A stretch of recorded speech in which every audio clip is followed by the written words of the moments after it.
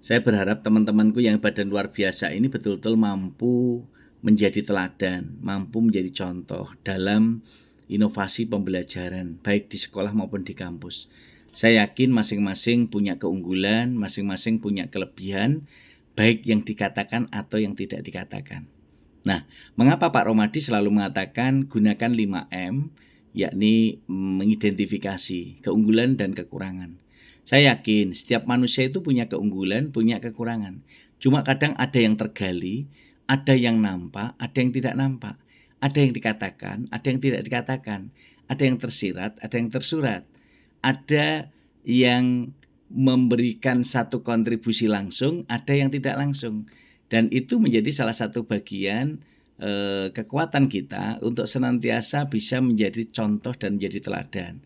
Baik itu dalam pendidikan formal maupun pendidikan non formal. Nah, teman-teman ini hebat dan luar biasa. Kalau kita bincang masalah kekuatan diri, masing-masing juga punya kekuatan diri langsung dan tidak langsung. Ada yang bisa memiliki kelebihan dalam bicara, ada yang memiliki kelebihan dalam bidang tulisan. Tetapi semuanya memiliki tujuan untuk menjadi teladan, untuk menjadi contoh bagi mahasiswa, bagi murid-muridnya. Nah, kalau kita bincang masalah itu, tentu kita harus berpikir bahwa apa yang menjadi keunggulan kita pasti ada juga kelemahan.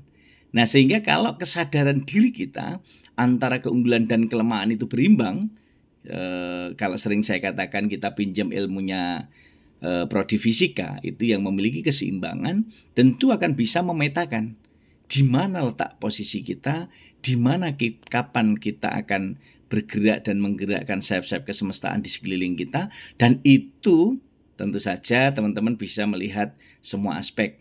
Dan nggak usah jauh-jauh lah, coba lihatlah mahasiswa teman-teman di kampusnya masing-masing ya. Ini kan rata-rata dari kampus, mungkin juga ada yang dari sekolah.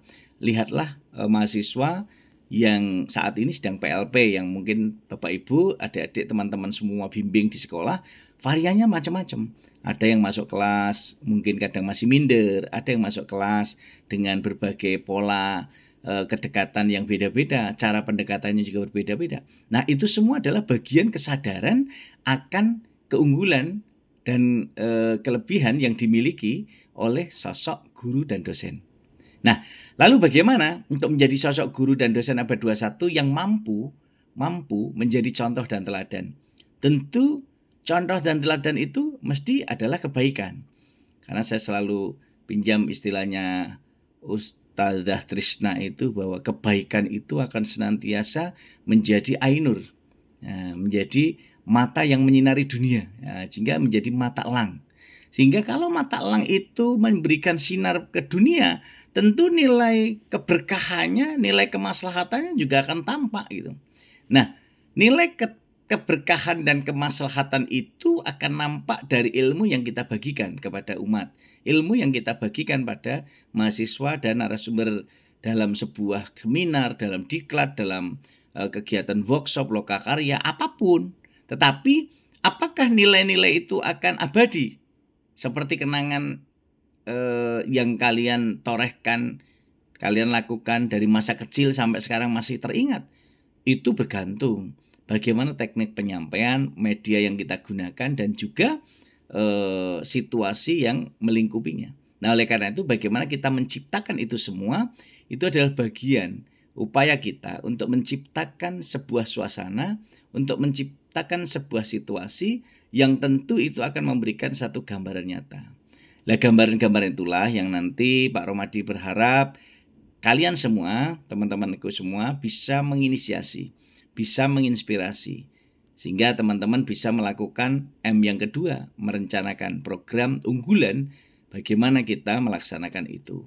Dan yang ketiga, tentu kita harus selalu melakukan evaluasi, mengevaluasi. Jadi ketika kita sudah merencanakan, lalu kita melaksanakan, yang keempat kita mengevaluasi, dan yang kelima tidak lanjuti. Nah, oleh karena itu, sebuah konsep pengembangan yang harus kita jaga, yang harus kita tata, tentu komitmen kita untuk melahirkan generasi abad 21, calon guru dan dosen abad 21, dengan menguasai keterampilan abad 21. Berpikir kritis, berpikir kreatif, komunikatif, dan kolaboratif. Dan juga tentu teman-teman harus paham betul bagaimana penguasaan 6 literasi dasar sebagaimana disepakati Forum Ekonomi Dunia tahun 2015. Kalau itu semua kita laksanakan dengan baik, tentu komitmen kita sebagai calon guru dan dosen abad 21 dapat terwujud. Nah, oleh karena itu, mari bersama-sama kita diskusikan apa sebenarnya yang sudah kita lakukan selama ini, apakah berdampak atau tidak. Apakah ada perubahan atau tidak. Dan itu menjadi bagian kebersamaan kita agar kita menjadi guru dan dosen hebat yang bermanfaat. Menjadi guru dan dosen sejati yang selalu motivasi dan inspirasi. Dan menjadi guru dan dosen bermartabat yang maslahat untuk umat. Karena apa?